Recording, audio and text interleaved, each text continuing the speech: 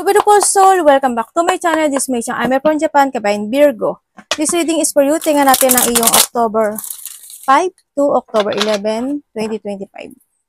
Maraming salamat muna sa mga subscriber, new subscriber, cross-watcher, at sa mga bagong pasok dyan. Welcome na welcome kayo sa bahay ni Ate Aimee. Salamat din sa naktaban na po sa inyong mga comments at sa mga nagpa-personal reading. Marami pong salamat. Kung gusto nyo na energy nyo lang talaga, ang gusto nyo makuha natin, all the details para sa personal reading is in description below. Pakicheck na lang po sa baba ng video na ito. Ingat kayo sa mga scammer ha. General reading tayo Virgo, kunin mo lang sa'yo at itapon ang hindi naman sa'yo. Maaring vice versa, energy mo, energy ng person mo, energy ng malapit sa puso mo, nangyayari or mangyayari pala. Use your own intuition, lawakan nyo ang inyong isipan, energy reading, ano man ang gender mo, ano man ang edad mo. Always nyo tatandaan, kayo pa rin ang makapagpapabago ng inyong buhay. Your energy this week ni Virgo.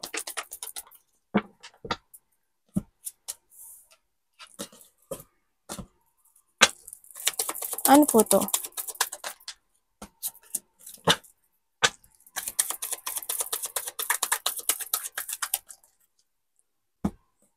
Okay, this week. Ang nakikita ko sa'yo dito, ang energy mo, may mga bagay ka na aayusin, aasikasuhin, babaguhin, kukumpunihin, or parang merong parang may i-recover ka. Ganyan. Sa nakikita ko sa'yo dito. And you will be success dun sa bagay na yun. Kung ano ba yung gagawin mo this week, you will be success, no? Doon. Masaya, ang nakikita ko energy mo, nakakaramdam ka ng saya, happiness, enlightenment also. Andito rin yung situation na may mga bagay na mag-heal o i-heal mo. Pwedeng sa pera, pwedeng sa emotions, pwedeng sa mga bagay-bagay, no? Yeah, may mga bagay ka na susubukan din sa nakikita ko dito. May mga actions ako nakikita this week, may mga ipaprogress ka. Nabubulo si ate.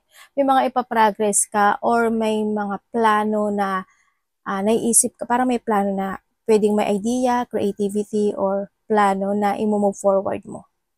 Ganyan. So, iba sa inyo pagsubok o susubukan. Creativity or susubukan. Mahilig kayo sa kristal? Iba ito mahilig sa kristal. Baka naman sa iba sa inyo, is may mga preparation Pwedeng you have a travel, no? Or maybe you are thinking about traveling. Maaring nag-iipon ka ng pera because you have a travel, pwedeng gano'n. May mga asikasuhin ka, may mga gawin ka sa iba sa inyo. Parang you have a due date. Parang meron kang, halimbawa, ano na ngayon, October, November, December, January. Next year, magta-travel ako. Next year, thinking ko, sana makapag-travel ako. O kaya, 3 weeks man yan, days man yan. May ganun sitwasyon. No? Yun nakikita ko sa yung energy. Tingnan natin ang parating sa'yo. May mga bagay-bagay na iisipin ka. May mga i-explore ka. Ganyan. Tingnan natin ang parating. Anong parating sa kanya? Kay Virgo this week. Parating.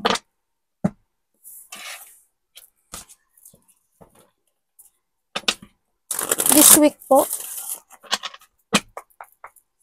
Ay. Ano po ito? Parating. Ano ibig nyo sabihin?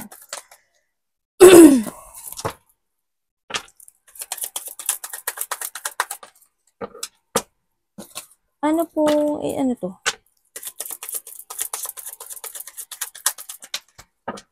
Okay. Ay, wala ka. Okay, ang parating sa iyo. Parating sa iyo, may tao daw na makikipag-usap? May tao na makikipag-usap sa iyo. Or magkakaroon kayo ng pag-uusap ng tao na to. Kilala mo siya, no? Ito yung tao na pwedeng kapatid mo siya, pwedeng connection mo siya, pwedeng lovers mo siya, ganyan. Ito yung tao na ang nakikita ko sa kanya ano siya, hindi ko alam kung May pera ba siya? May ipon ba siya? Parang wala. Parang ganun. Ito yung tao. Mabait naman siya. Itong tao to, napaka-very patient niya. No? Yan, nakikita ko yung connection. So, maaari magkakaroon ng connection or pag-uusap itong tao na to. Seba dito is apology. Yan na nakikita ko dito. Pwedeng magulang, or pwedeng anak, or pwedeng someone who's connected sa'yo. Yan. Magkakaroon ng apology or magkakaroon kayo ng pag-uusap related to a money. Money, business. Yan na nakikita ko dito. May babaeng ano, no? May nakikita akong babae.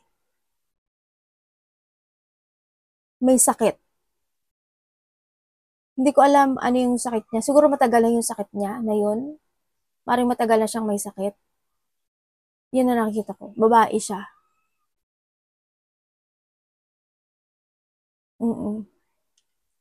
And then also, ang parating sa'yo, ang nakikita sa'yo, baka magiging busy ka also this week. No? Magiging busy ba? Marami daw kayong gagawin. Marami kayong multitask at saka marami kayong multiple priorities this week. Yan yun. Busy-busyhan lang.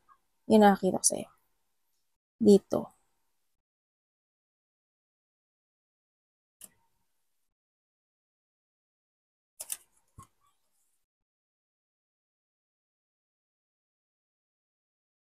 You try to make it balance yung meron ka this week, ano? Parang mas more kang magiging more on patient. Magiging more on mabait ka naman. Nakakita ko na mabait ka. Andun ka sa magiging more on ka, kalmado, gusto mo lang tahimik, gusto mo lang payapa, ayaw mo ng ulo, ganyan. Andun ka sa point na yon this week. May mga sitwasyon na pwede ka magtimpi, ganyan. Pwede kang magtiis, pwede kang, yung hindi ka sasabog, ganyan.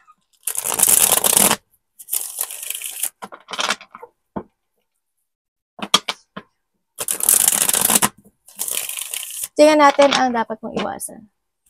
Ano dapat iwasan ni Virgo this week? Uy.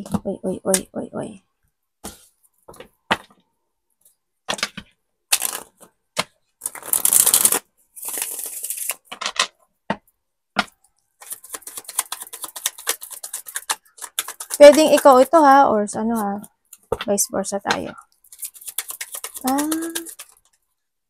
Okay. Okay, ang dapat mong iwasan this week. Ang dapat mo daw iwasan this week, yung controlling yung emotions mo. Alam mo yun? Ganun. Kumbaga, wag mo lang piliin yung sarili mo alone. Ganun. Pwede ka naman mag-enjoy. Hindi ka, yung mga trusted person mo lang. No? Yun. Huwag kang magpa-stuck sa isang sulok. Or pwede rin na, halimbawa, mayroon ka naiisip. Diba? Mayroon ka iniisip na bagay sa sitwasyon, pero sila sarili mo lang. Pwede mo namang sabihin sa iba. Hindi ka naman nag-iisa. Kasi dito sa point na to, you're a very independent person. No? Pero, kailangan mo rin na kung kailangan mo ng tulong, may ka ng tulong, if you want to collaborate, or kailangan mo ng a person who can lean on, ganyan, lean on talaga yun. Pwede naman.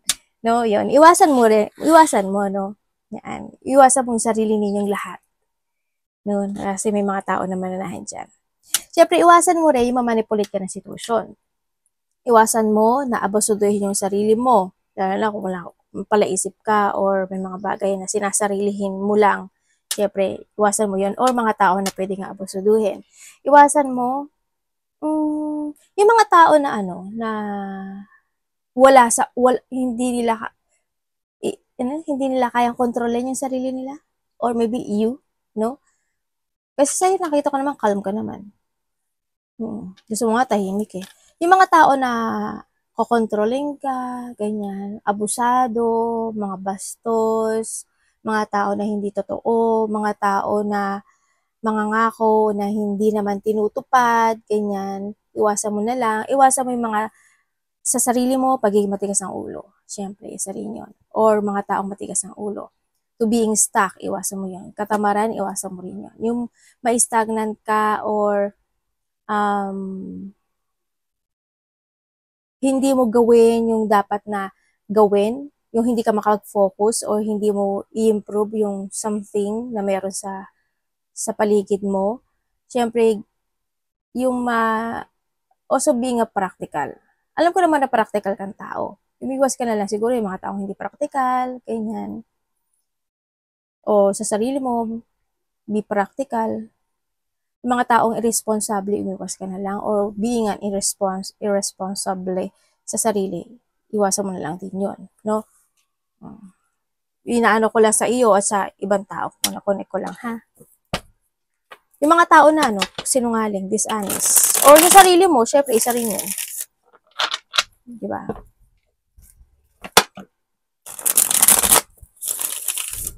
Tingnan natin ang tao na when it comes sa love. Kapatid, anak, magulang, karelasyon, kaibigan, pamilya.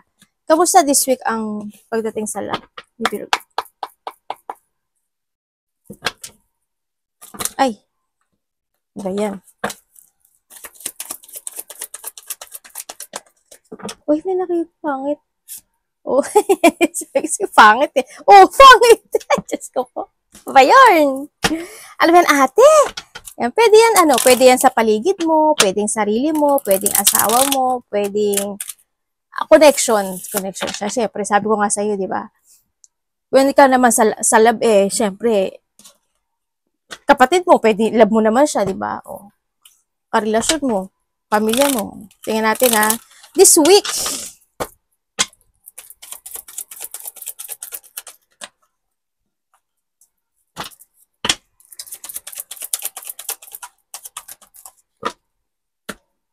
anak, alis diyan mo na. Pupalo mo. Okay. Okay, this week. Nako po, mukhang may mga nagpa-plan. This week, ang nakikita ko, may tao. May tao or may nagpa-plano. Pwedeng ganun. Na nang masama sa iyo. This week, makakaramdam ka ng sadness. May mga unexpected this week na hindi mo aasahan. There's a blow of emotions happen. Ako nakikita sa iyo. Pwedeng naganap na to o nangyari na in a past week. No? Pwedeng 3 hours, 3 days, 3 weeks, 3 months. Nangyari na o mangyari pa lang. Pero this week, pwedeng may mga magaganap na hindi mo aasahan. Talaga as in.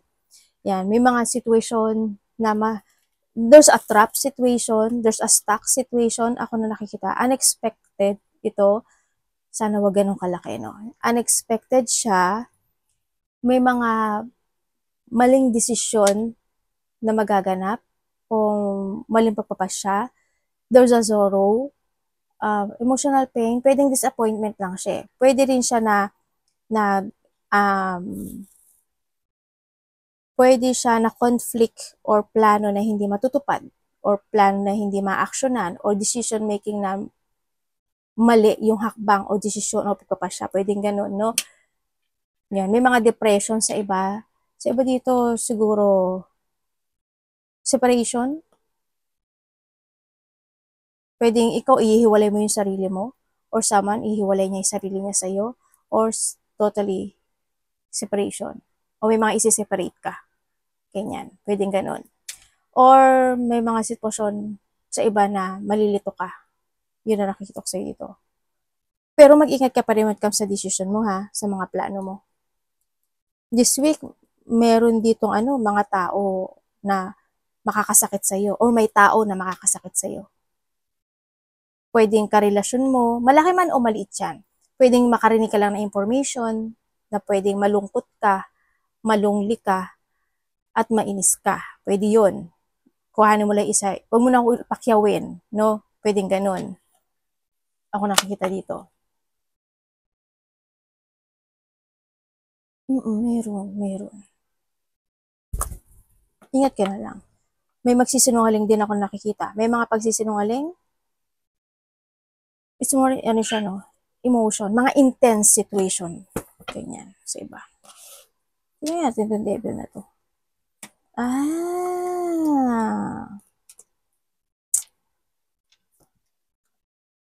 Ingat ka sa pera mo, ha?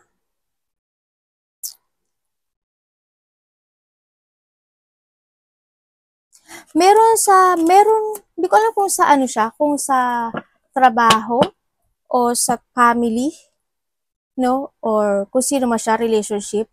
May tao doon, may tao kasi ako nakita na may bad habit. May bad habit siya. Maraming klase ang bad habit. Pwedeng palagastos, pwedeng matagal na siyang ganun na may bad habit, pwedeng ganun. Baka sarili, sakim, pwedeng ganun. Kumaga may toxicity. Pwedeng sarili niya lang iniisip niya or basta maraming klase ang bad habit. No? May tao ako nakita gano'n.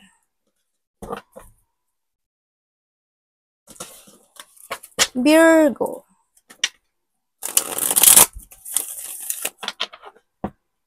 Show me, show me, show me, show me.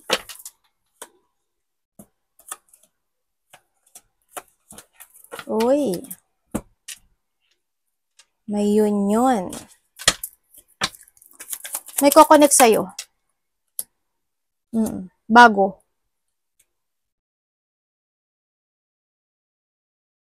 There's a union or commitment, connection. Bago. Pero ang sabi dito, meron ka daw, merong bata ako nakikita dito.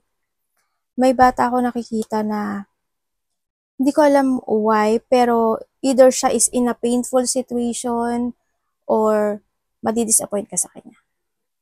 Or maiinis ka sa kanya. Or medyo konting pagtatalo. Or pwedeng itatama mo lang siya, or pwedeng may sasabihin ka sa kanya, or may sasabihin siya sa'yo, ganyan. Information, communication, or something. Parang ganun.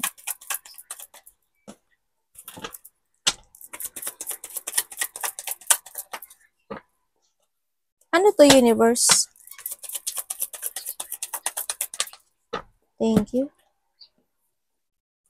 Okay. Sa nakikita ko sa'yo dito, Virgo, nagkaroon talaga ng nagkaroon ng mga pagkalito, dumating ka sa point na nalito ka, nagkaroon ng mga feeling emotions, situation, o may feeling emotion situation, may mga point ng buhay mo na nagkaroon ng mga danger, anxiety situation, may mga bagay ka talaga na ginagawa, na, alam mo, ikaw kasi masaloobin, tama ba yung Tagalog ko?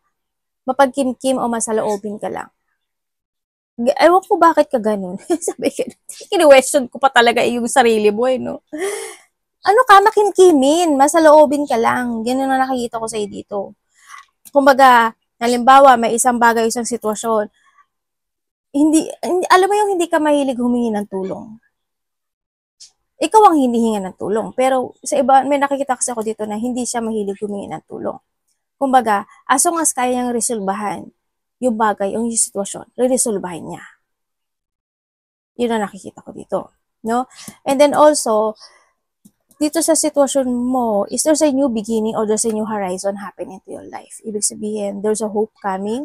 Then ako nakita, may mga bagay. Yes, in the past, nagkaroon ng mga painful situation, sadness, may mga taon nag-backstab sa'yo, may mga pagtataksil, pwede rin na may mga nag-rock bottom sa'yo, pwedeng ganun, nagkaroon ng mga hindi magandang situations in the past sa nakikita ko dito. Pero sa nakita ko to, pagtatapos ito pagtatapos sa mga bagay-bagay na situation. Ibig sabihin, universe. Universe, explain mo sa akin to. May kukuhanin ako Kasi may emotions ako nakikita Ano po to?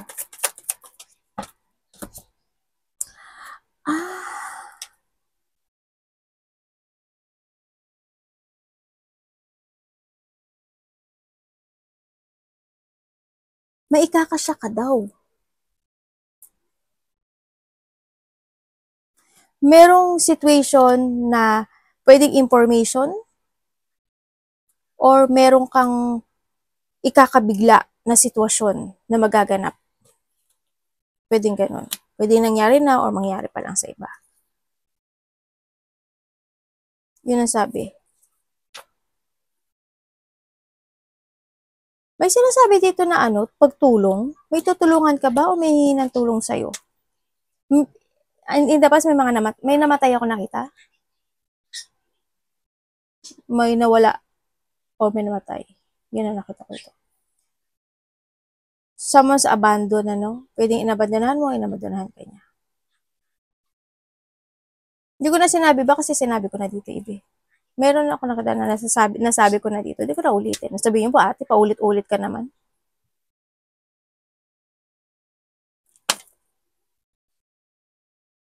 Tingnan natin.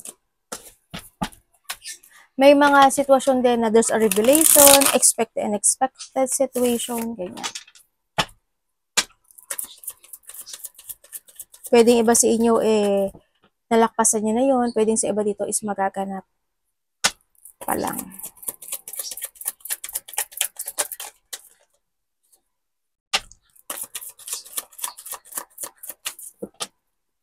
Ay.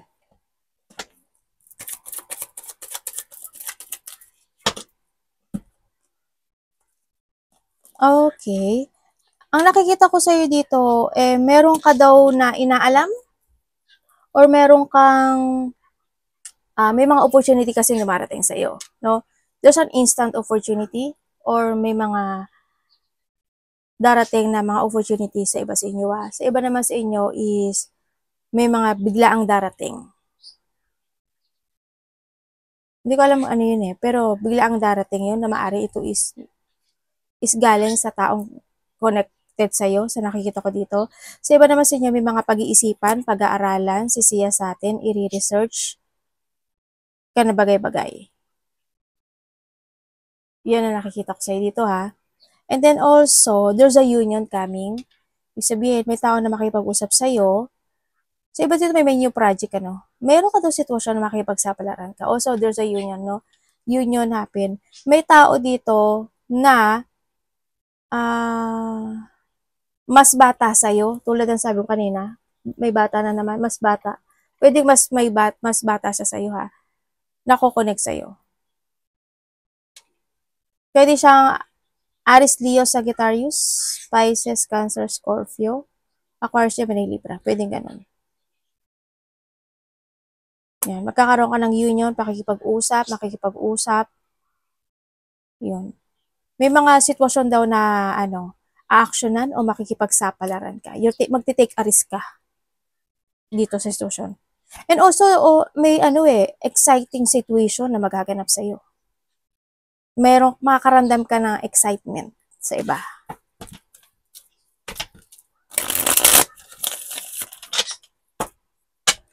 Meron kang dito, no? Malupitan Meron kang malupitan na pagpapasyahan sa buhay. Dito.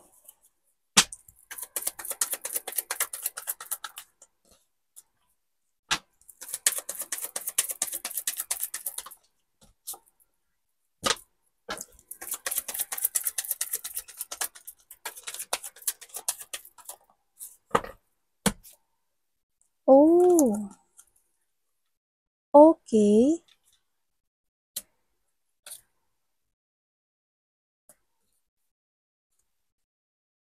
Daming tao. Marami akong tao nakikita.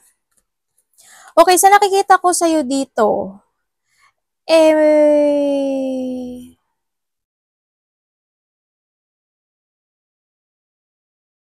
meron kang wish come true na darating, oh. Maaring mayroon kang pinapangarap na makakamit mo. Yun ang sabi dito. And also, may marireceive ka daw na gift. Gift, money, tulong, or vice versa. Yun ang nakikita ko dito. And then, magkakaroon sa'yo na there's a renewal, there's a development, and there's an abundance coming into your life. Uy, congrats, ha. May darating sa'yo. Blessing. Blessing to. Kumbaga nandito ka na rin sa sitwasyon mo na may mga gagawin ka. Palagi ka naman may ginagawa na may purpose. This time, sabi ko 'di ba dito merong ano, malupitang pagpapasyahan. Malupitang pagpapasyahan. Tapos kumonek siya dito na may mga gagawin ka this time na may purpose. Always naman na may purpose talaga tayo sa ginagawa mo ha. Always naman ganun. Magkakaroon ka ng mental clarity sa mga bagay-bagay sa buhay dito. Yan. Magkakaroon ka ng clarity in life. Also, din sa decision making, no? Nag-iisip ko na rin sa sitwasyon mo na parang you want to stepping up in your situation. Huwag ka maglala, wala akong nakikitang ano eh. Wala naman ako nakikita. Pero syempre, may tao kang tinutulungan? May nakita ko dito na tinutulungan. May tao ka daw tinutulungan. Mother figure. Dito. Hindi ko alam sino yun. Pero may tao ka daw tinutulungan. O tutulungan. Yun ang sabi. Kasi iba sa inyo, ano kayo eh, matulungin talaga. You are a born leader or hindi yung pagiging matulungin na tao. Pwede rin na iba sa inyo is may charity.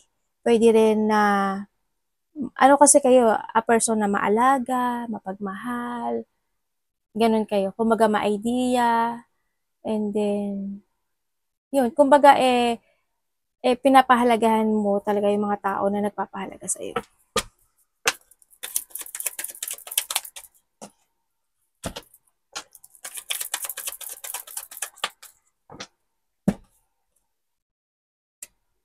May buntis? Universe, ano to?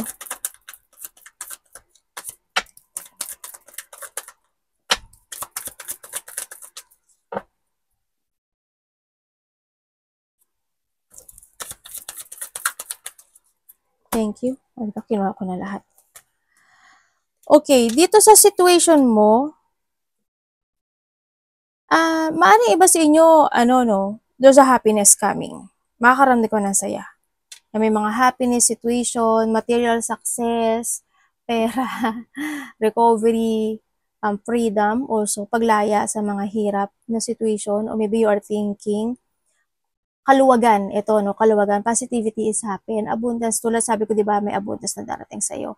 Ang maging, sa'yo, dito magkakaroon ka ng mga bagong strategy, yan, thinking of strategy, kasi andito rin siya, thinking of strategy, mayroon din ako nakikita na mga bagong plano, mga bagong pananaw sa kinabukasan, may mga sitwasyon na you sacrifice, magsasakripisyo ka, at maninindigan ka. Nandun yung strong will o yung lakas ng loob mo na maninindigan ka o gagawin na action mo yun. Yun ang nakikita ko sa'yo dito, no? Also, hindi ka naman nawawala ng pag-asa. It's more on success and happiness kasi ito sa nakikita ko dito. Andito rin yung situation na sa iba sa inyo siguro, there's a new member of the family o kaya pwedeng mabubuntis, pwedeng buntis, pwedeng mga alagang hayop, pwedeng ganon sa iba. Kung ano man meron kayo sa nakikita ko dito. Yun ang nakikita ko dito. There's a fullness, happiness, fullness. Meron din ako nakikita dito na papuri. May tao na pupuri sa'yo.